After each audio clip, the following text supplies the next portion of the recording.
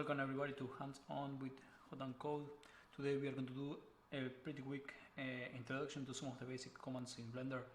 This is going to help you in order to create different things in your 3D prints. So let's go for it. So here we are in Blender. We are going to grab this cube and we're going to start applying different transformations. So first we are going to go for the graph, for example, which is going to be the translation of the object.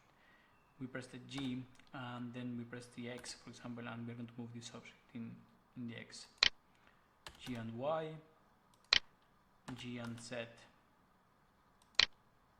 So with this you can grab it and you can translate it. So you go for the R in this case, and that's going to make the rotation of this object in the X, in the axis that you define. So rotating X, for example, do like this, rotating Y,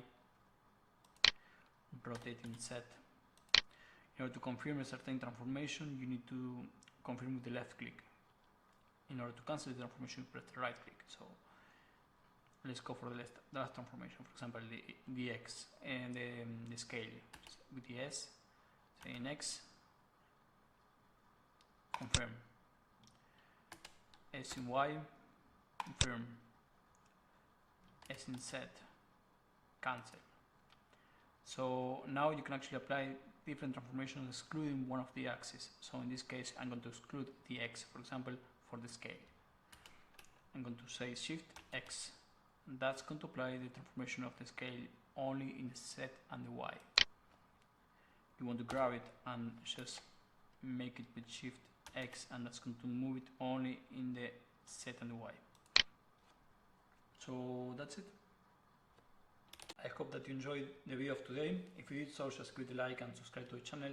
The idea is basically to just try out a little bit of the Blender software, play with the transformation and the X and the Y and the Z and so on, different axes there. So if you did so and you feel yourself comfortable with it, you're going to be able to create some of the different models in your 3D print.